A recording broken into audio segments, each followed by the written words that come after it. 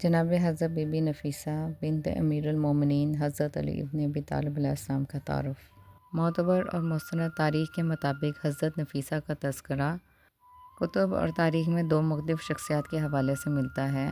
جن میں سے ایک شخصیت جناب حضرت بی بی نفیسہ بنت امیر المومنین حضرت علی ابن ابی طالب علیہ السلام ہے، اور دوسری شخصیت جناب حضرت امام حسن المجتبیٰ علیہ السلام کی پڑپوتی جناب سیدہ نفیسہ بنت حسن الانوار ہیں، اور ان کا شجرہ نسب کچھ اس طرح سے ہے: نفیسہ بنت حسن الانوار بن زید بن حضرت امام حسن المجتبیٰ علیہ السلام،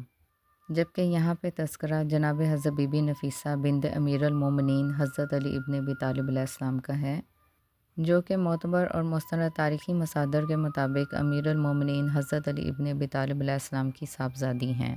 آپ کی والدہ کا نام کتب میں ولد یعنی کنیز درج ہے۔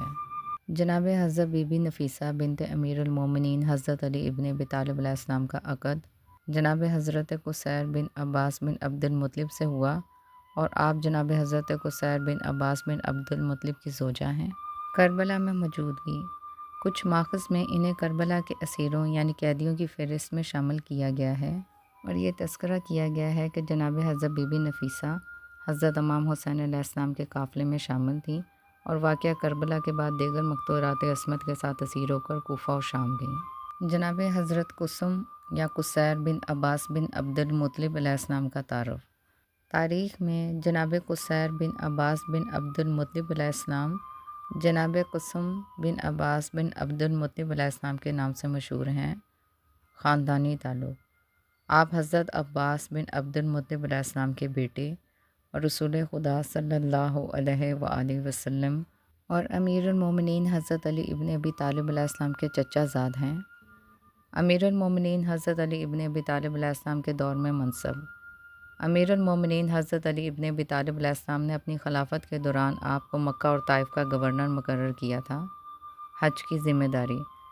38 ہجری میں امیر المومنین حضرت علی ابن ابی طالب علیہ السلام نے آپ کو مناسک حج کے انتظامات اور امارت حج کی ذمہ داری سونپی تھی۔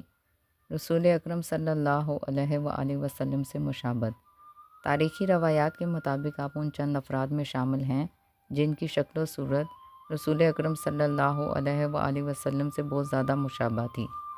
معتبر مورخین کے مطابق آپ کو امیر المومنین حضرت علی ابن ابی طالب علیہ السلام کا وفادار ساتھی اور بااعتماد گورنر تسلیم کیا جاتا ہے۔ کربلا میں عدم موجودگی: مستند تاریخی مصادر کے مطابق جناب حضرت قصیر یا قسم بن عباس بن عبد المطلب علیہ السلام کربلا میں موجود نہیں تھے۔